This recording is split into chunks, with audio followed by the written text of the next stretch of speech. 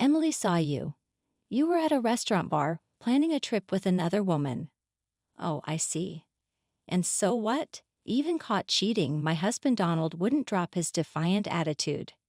In a moment, what we had built over 15 years crumbled away. I was a full-time homemaker living with his parents just like every other year. I had given up the job I loved at a publishing company where I felt fulfilled. Now I spend half the week taking my parents to the hospital and adjusting meals to everyone's schedule. I lived like a housemaid after getting married. I had no time for myself. The only place I could relax was in our bedroom. Despite the spacious house, I had chosen this life because I wanted to be with my husband. The option of leaving never crossed my mind, so when my adulterous husband said, "We can get a divorce," I was at a loss for words. Feeling more amazed than angry, this is my story. I'm Sophie Johnson, turning 40 this year, leaving my husband Donald, with whom I lived for 15 years, and starting my life from scratch. It all started 2 months ago on the 25th. That day was payday for him, who worked at an electronics manufacturer. Usually his salary would be deposited into our joint account. I would use that money to pay our monthly bills and give him an allowance.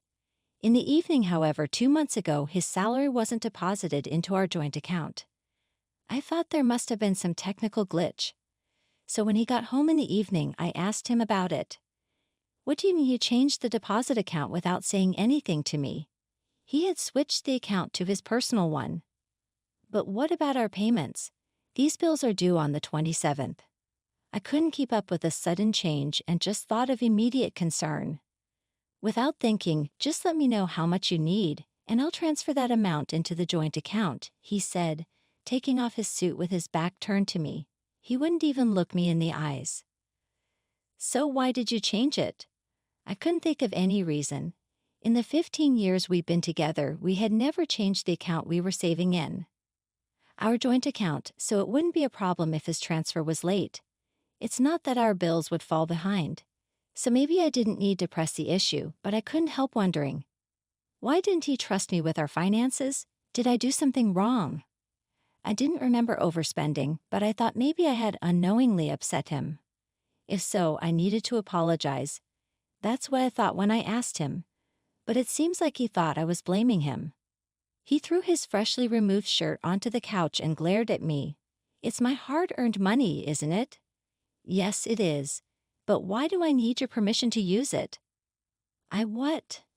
I couldn't understand any of his words. I've been giving him $500 allowance every month. But that was just a temporary arrangement. If his expenses piled up, I would give him more. I asked him what he spent his money on, but I'd never refused to give him more when he needed.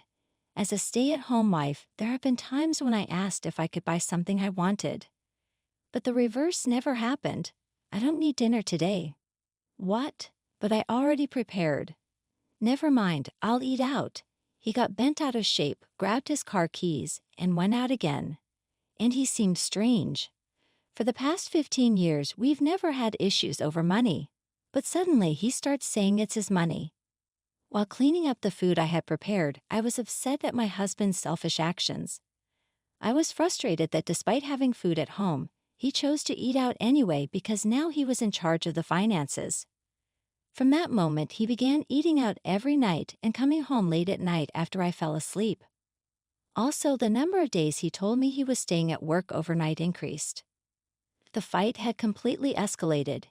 Even when we were together, we didn't talk more than necessary. As time passed, it was hard to find a chance to make up, and I started blaming myself. We never had a fight last this long before. It was a minor issue that he changed the bank account without consulting me. If he wants to manage the finances, that's fine. After about 2 weeks of awkwardness, I began to reconsider. Like that, then one day I received a message from Emily, who is my colleague when I worked as a publisher. "Hey, how are you doing? How about lunch soon? We used to go out for drinks after work and spend our days off together when we were single.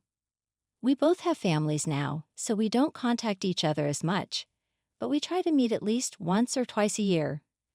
Her invitation came at a good time. I agreed readily, so 2 days later in the afternoon, She and I were sitting in a cafe in the next town. So they moved into the care facility, huh? Yeah, both of them in the same place. She asked how things were going, and I told her about what happened a few months ago. It was about my parents and mom moving into a nursing home. I know I shouldn't say this, but it's a good thing. It must be a relief for you. She looked pleased. She had been worried about me because I never had time for myself, so it seemed she was relieved now. Well, I do have to get their clothes, visit, and accompany them to their doctor's appointments, but still my life has become a lot easier. This was the first time since I was single that I was able to casually make time to meet with a friend. You're such a dutiful daughter-in-law. Is Donald still hands-off? Yes, he seems to want to do nothing on his days off. He never wanted to go anywhere on his days off. In these 15 years, we've never even gone shopping together. Her husband is diligent. He picks her up in his car when it rains and sometimes even does the shopping for her. He never changed at all. Well, since I am a stay-at-home wife, but at least he could take care of his own parents. She has never thought highly of my husband. We both had a job when we got married, but he never helped with the household chores. There were days when I was too tired to do housework. He found it unbelievable and suggested I become a stay-at-home wife. I didn't want to quit, but I resigned as he suggested, becoming a full-time homemaker. I was soon asked to live with his parents, and I ended up taking care of them. The reason I couldn't talk back to my husband was because of the significant difference in our incomes. He is 8 years older than me. By that time, he already held a position at his company, and his income was more than double mine. Can you earn as much as I do? If you can, I wouldn't mind quitting, he'd say like that, and made me speechless. I discussed my true desires of not wanting to quit my job with her. I even cried on the phone, overwhelmed by having no time for myself. And I understand if she holds a negative view of him, it's because of my venting. After a while, the ordered warm vegetable salad arrived. She, serving it on smaller plates, opened her mouth again. So how are things with him? Upon being asked, I thought for a while and nodded affirmatively. I'd actually come to discuss that we'd had a big fight, but I didn't want him to be seen in a worse light. Emily paused, withholding the serving tongs, and stared at me, who only managed to nod in response, keeping my smile to not arouse suspicion. She stopped serving the salad midway. I'm sorry I asked it in a wrong way, Sophie. Things aren't going well with him, are they? She spoke as if she knew something, as I was left flustered and unable to respond. She started talking about something that had happened a few days ago. That day she was apparently at a dining bar near her office for a work-after party. And when she went to use the restroom, she passed a man in the aisle who turned out to be my husband. He didn't seem to recognize her, so she decided against calling out to him. But noticing that he was in casual clothes made her wonder if he was with me. After leaving the restroom, she decided to take a look at where he was seated. But what she saw was him having drinks with a woman who wasn't me.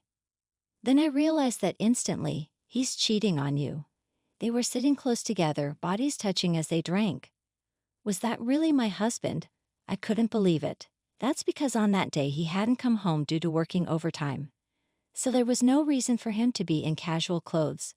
Moreover, he seemed genuinely busy lately. Does he even have the time for cheating in his current state? Although we've been on bad terms recently, I can't imagine him resorting to cheating. I just don't see him as that kind of person. Sensing my thoughts, she sighed and added, for the upcoming long weekend he mentioned going to a place in Malibu. He was showing information about the accommodations on his phone, mentioned something about a prime-grade steak dinner. You could probably find the hotel if you search from there. She started searching for the hotel on her phone, but while at the cafe, I was still hoping that it was just her misunderstanding. However, as soon as I got home, I started looking through his clothes. I don't remember how many clothes he has, so I can't say exactly what's missing. But I did notice that 2 or 3 of his favorite pieces are gone. Until last year, he would wear them right after washing, and they were always at the front of the drawer. Now they're nowhere to be found, even after searching every corner of the closet and the drawers in the rarely used cabinets. I've looked literally everywhere. The only thing I can think of is how busy he's been, working overtime and weekends. He once told me he spent a night in the company's restroom because he missed the last train. As I stood in front of the closet, I heard an email notification.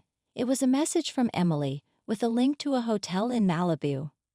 I opened it and saw a stay plan that included dinner with prime-grade meat. I felt dizzy, like I was in a bad dream. There was a part of me that still wanted to believe in him, but I couldn't find his favorite shirt. That was a huge blow. 2 days later, the Saturday before a long weekend, he was unusually at home. He was working with the TV on. I placed a cup of coffee near his computer and casually asked, I haven't seen you wearing your favorite t-shirt this year. Even though he hadn't taken his eyes off the display when I put down his drink at this question, the sound of him typing on the keyboard suddenly stopped. Then he said, "Yeah, I'll wear it sometime," making a point of looking at me as he responded. That was unusual. For the past month, since that payday, he had been distant. But now, when asked about his shirt, he was making eye contact.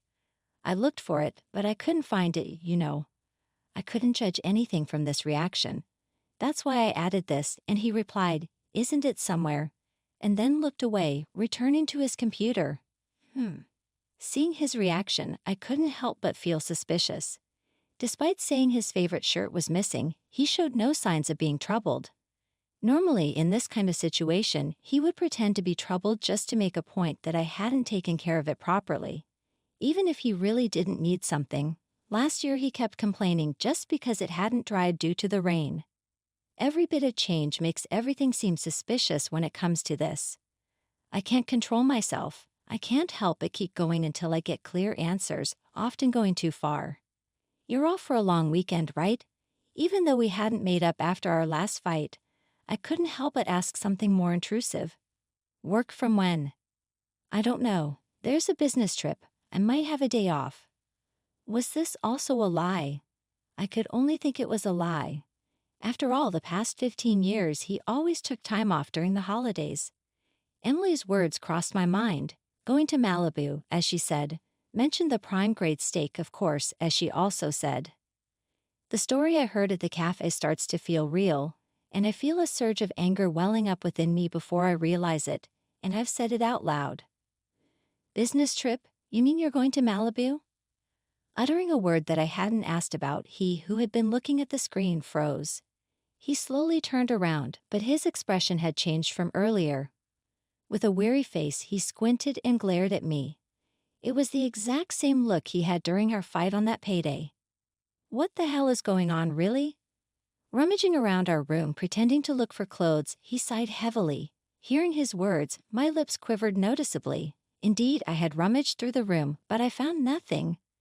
I couldn't find it, the t-shirt. Yet despite that, he said it. Rummaged through his room, he said.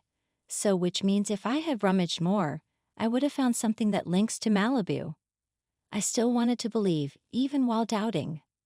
Emily said she saw it at the wine bar. You and another woman were planning a trip. The things we had built started to crumble away.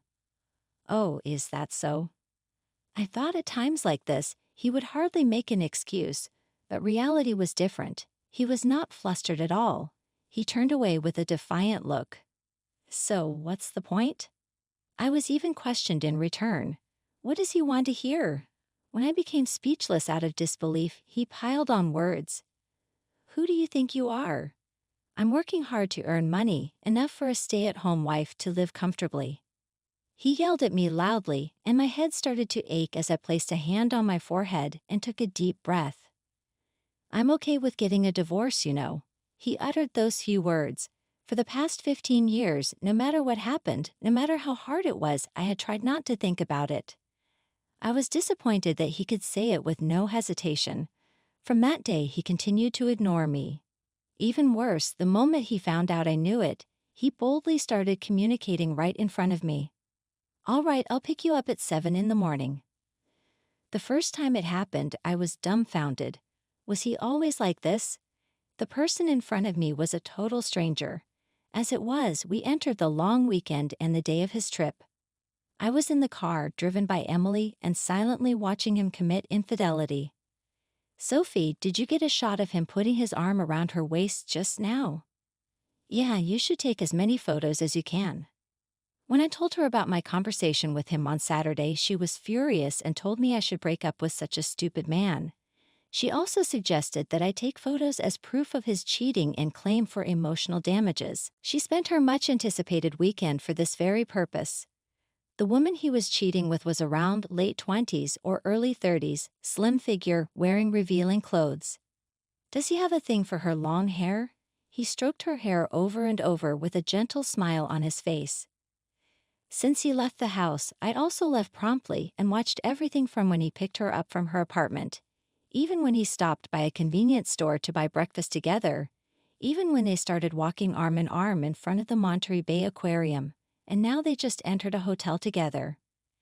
I took pictures of all of it with my phone, but each time I pressed the shutter, I pondered over what I was doing. I knew it, but seeing it with my own eyes made me really sad. But I didn't shed a tear. I just stared at his joyful face. That was my day. What do we do now? Shall we stay somewhere for the night? No, let's head back. It seems she was planning to stay overnight, but I shook my head. I don't want to waste money I've saved by sprimping on such a thing. I thought our life as a couple had finally started after my in-laws had been placed in a nursing home. We hadn't been able to go on trips until now because we always took care of our parents first, but from now on, we wanted to create memories as a couple. The money I had planned to use for those times. I wonder if I just wasted 15 years. If I knew it would turn out like this, I wouldn't have married. If I knew I would go through this, I would have divorced him a long time ago. I shouldn't have had to endure and try so hard. Today, seeing his smile for the first time in a while, I wanted to redo those 15 years. Though I wanted to cry, I couldn't and just kept sighing. She had been quietly listening but suddenly started the car engine and checked the time. What time is it now? After 3 o'clock.